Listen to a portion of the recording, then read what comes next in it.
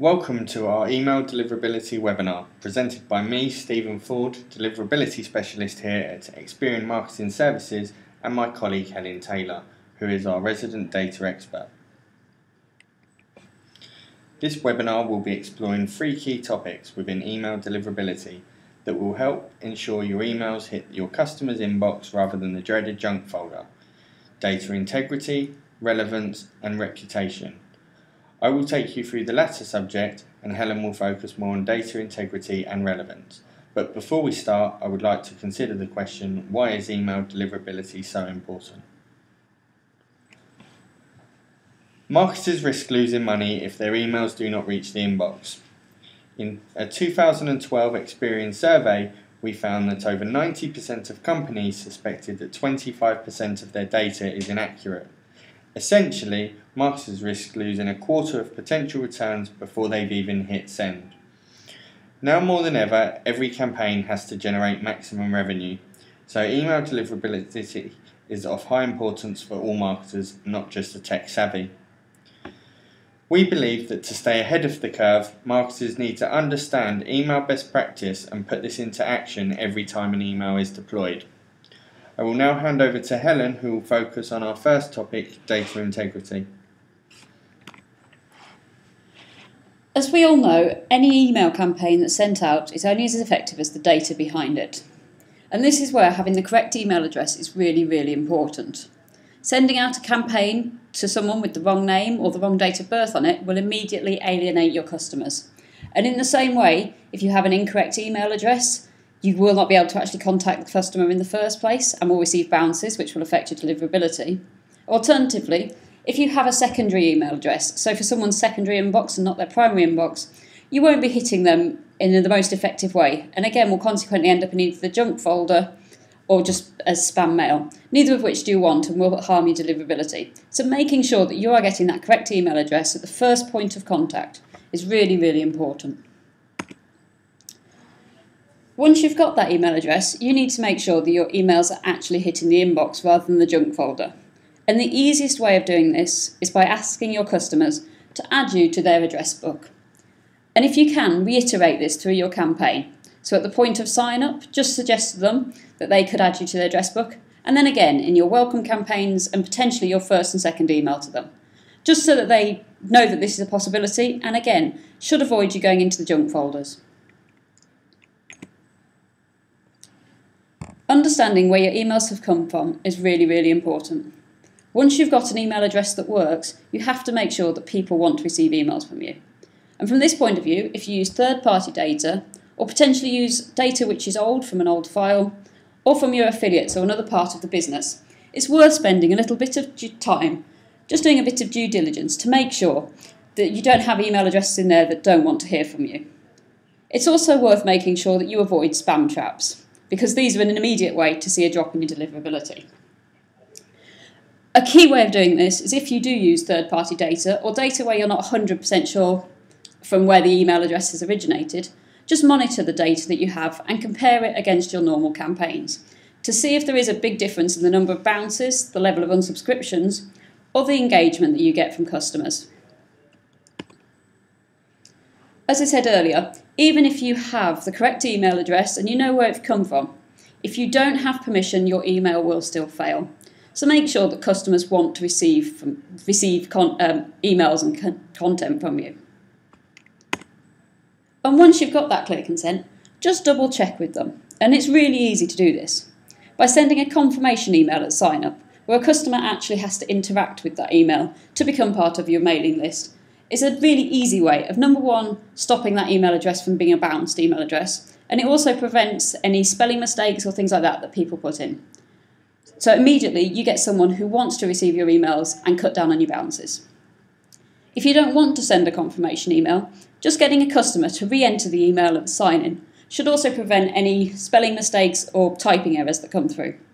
And again, even if you don't want to do this slightly more obvious way of double checking, just check when you send your welcome emails that you don't get a massive number of bounces. One thing that's really, really important is making sure that you regularly check your database. So once you know you've got permission and you know you've got the correct email addresses, you need to keep checking these sort of things as customers change their email addresses and change their activity. So make sure that on a regular basis you are removing your bounces from your database. Either have this set up automatically, alternatively do it in-house, either which your bounces should be removed as soon as possible. Also, continue to monitor things like your unsubscribes and your inactives, and if you see a sudden peak in them among certain segments or certain groups, make sure you look into it and find out if there is a reason. For example, if you suddenly introduce some new data or you've introduced a new way of signing up to your website, you'll be able to see if this is causing harming in deliverability. And also, just monitor your abuse unsubscribes as well as your normal unsubscribes, as these will give you an insight as to people who are receiving your emails who really don't want to get them. Moving on from this, making sure your emails are relevant is really, really important. Once you've got permission and you're regularly cleaning out your database, it's a complete waste of time if the emails that you send aren't relevant and timely, as customers still won't open them, and eventually they will end up in the junk folder and will again harm your deliverability. So, just linking on to that, about 75% of people who originally signed up for emails and actively subscribed to emails have decided that they no longer want to receive these emails. So that's 3 out of 4 emails that hit the inbox that have been subscribed to. And this is just because the content that they're getting is either not what they signed up for or has become irrelevant or boring. And consequently, making sure that your content is always up to date and relevant is going to help you avoid becoming grey mail and consequently avoid hitting the junk box. Along with this, it helps you stay at the top of the inbox and at the forefront of customers' minds. If your email is always hitting the inbox, it means that your name is always being reminded, your customers have always been reminded of your name. So at a certain point in time, when they suddenly decide they need a certain product, for example, they need a new pair of shoes or a new bag, or they're looking for a new car, if your name is always in their inbox, it will stay at the forefront of their mind, and you'll be the first person that they come to when they need a given product, even if they're not necessarily interacting with your emails as regularly as you like. So staying visible within the inbox is really, really important for seeing that long-term relationship. The way that you can do this and stay at the top of the inbox and out of the junk folder is understanding who your customers are. So making sure that you know who your actives are, who your inactives are, who your new buyers are, so that you can target them effectively. It's about understanding your purchase cycles, customers' purchase histories, and what they click on and what they engage with. And also, which is the example I've got here, you can append additional information. So this is an example for Harvey Nichols, which uses Experience Mosaic demographic breakdown, and also the Hitwise tool looking at online searches for the Harvey Nichols website. And it shows that the alpha territory grouping, who are usually well-off customers, they have a lot of money, a strong income, quite often drive nice cars, own their houses, are, as you would expect, key purchasers or key buyers for Harvey Nichols.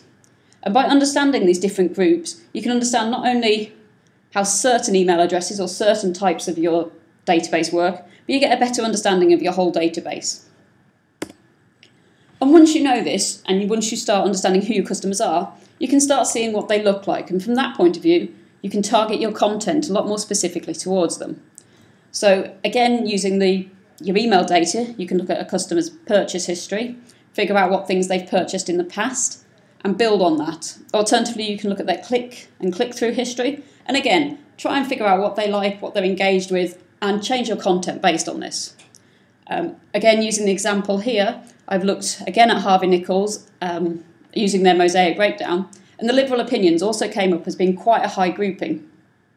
And these are young people, they're single, they're quite often in creative jobs, and they've usually got a relative amount of money to spend, as they don't have ties like mortgages, quite often don't have ties like children. And consequently, they can be quite a good group to target with sort of new and exciting products. On the opposite side of this, if you find that you have a key demographic who are older, so we have a Mosaic grouping who are actually called active retirement, and if you find they're your key grouping, you'd want to target something completely different towards them. So you'd want to look at maybe something more calm, something more subtle, changing the colourings of your emails, and then target your products effectively, like a wrinkle cream and things like that. So by having that deep understanding of what your customers look like, you can become very specific in what you send to them. timing is really, really important, and this goes along with relevance hand in hand. From a timing point of view, you need to understand when your customers want to receive your emails, you need to understand the seasonality of your product and your industry, and you need to understand what your competitors are doing and their timing to be able to get a full and relevant email campaign. So by understanding when your customers want to read your emails, whether this is first thing in the morning when they wake up, last thing at night, or in the middle of the day when they get a bit bored at work, you can send your emails at the right time so that it hits their inbox just as they want to be reading it. And the easiest way of doing this is just by monitoring your own personal data, monitoring when your customers open the emails and monitoring when they're most likely to transact. And from this, you can target your emails more effectively. By understanding the seasonality and when you see peaks and troughs in when your products work and when your industry is strong, you can again target your emails, understand whether to send more emails and less emails. And it's really, really important to just making sure that your content is always relevant. And more importantly, or I guess slightly differently, is understanding what your competitors are doing. And this is something, again, that Experian Hitwise can offer you. So by understanding what days your competitors are sending the emails, and then understanding whether there's actually a spike in traffic to your competitor's website based on this, you can start targeting your own campaigns.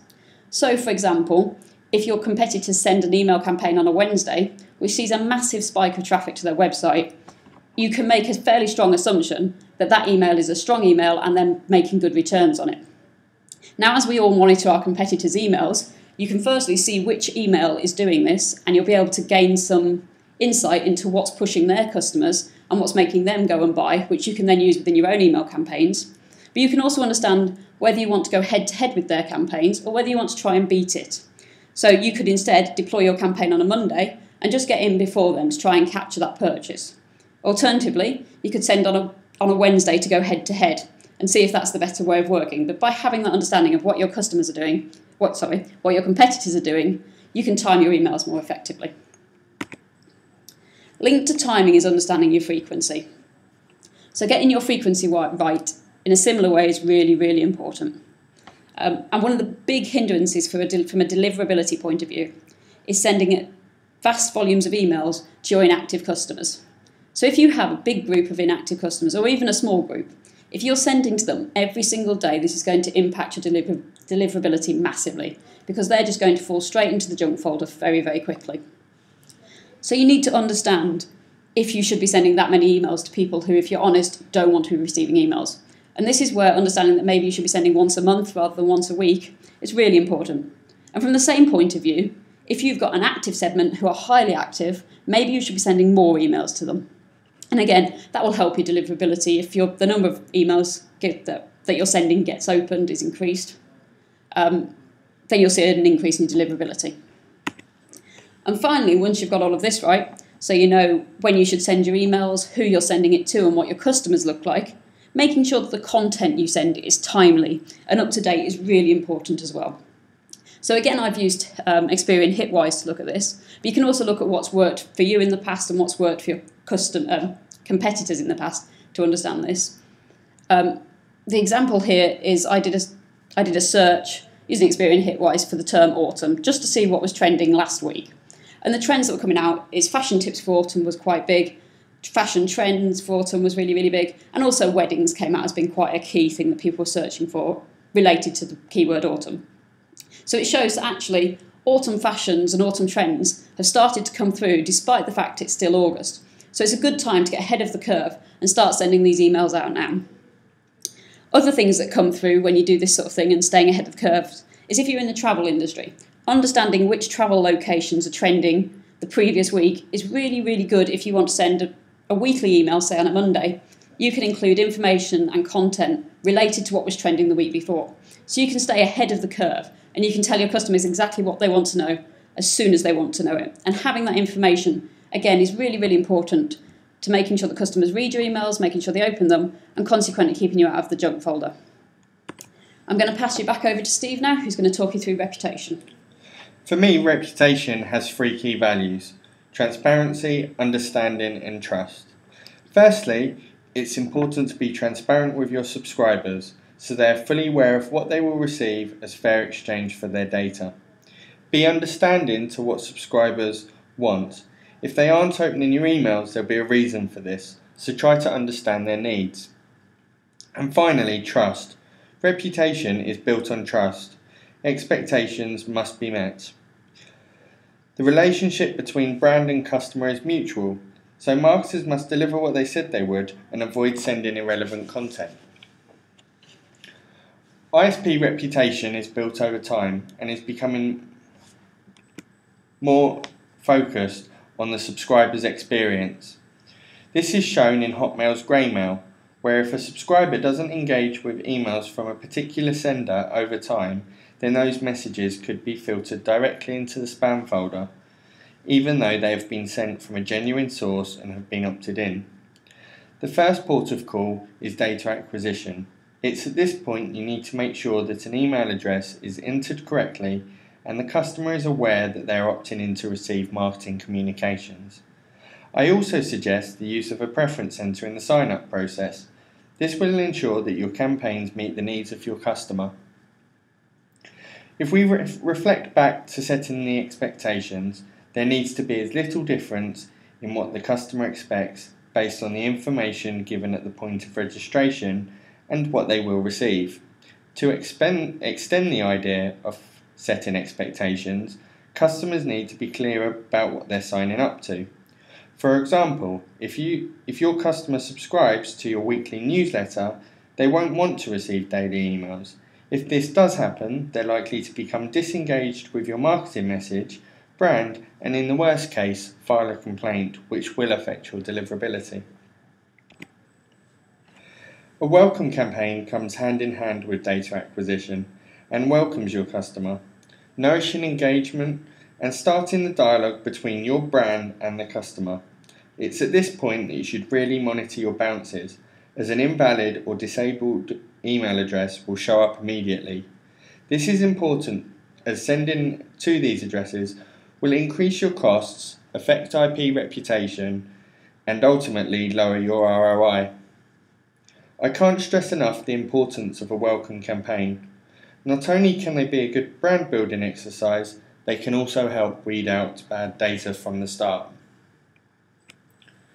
Sticky content. This ensures continued engagement with your target audience. When I use the term sticky, I mean emails need to contain information that is relevant and tailored to the interest of your customer. In doing this, you reinforce that you know and understand the individual needs of your customers, building your dialogue and providing an incentive to open future emails. Without sticky content, you run the risk of customers losing interest and ignoring your future emails. This could lead to future campaigns hitting the spam folder. ISPs acknowledge the power of the subscriber and have begun to give them better control of what goes into their inbox. Following the trend started by Google's Priority Inbox, Hotmail introduced Greymail in October 2011 with a series of tools enabling the end user to take control of their inbox. In Hotmail's terms, Greymail is a phrase used to categorize emails based on user engagement. Legitimate emails that people have subscribed to but may no longer have interest in. It has the ability to label emails according to content, newsletters, social updates, groups, and put them into categories. This in turn brings more relevant emails to the top of the inbox, ensuring that the content users see is something they regularly engage in. Customers unsubscribing from your email communications can be disappointing, but there is an opportunity here to gather some data. An exit survey can be a good source of information to help you understand why your customer has decided to take this action. What's more important though is to act on this data. By doing this, your future campaigns will be more productive and could prevent losing more subscribers. When the spam button was first introduced, it was designed to report unsolicited mail. However, it is now more used when a subscriber doesn't want to receive emails, even though they may have previously opted in. Once someone clicks on the spam button, a notification is sent from the ISP to unsubscribe them from future emails from that specific sender. However, not every ISP does this, only the ones with feedback loops. More often than not, subscribers tend to use the spam button as an easy way out. So make sure that your unsubscribe process is as easy as possible to help reduce the probability of the spam button being used. Thank you for taking your time to attend our webinar today. If you have any questions, please don't hesitate to contact us at ukmarketing@cheetahmail.co.uk. We have also recently published our deliverability white paper called The Proactive Marketer, which is available to download from our website www.cheetahmail.co.uk. Thank you and have a great afternoon.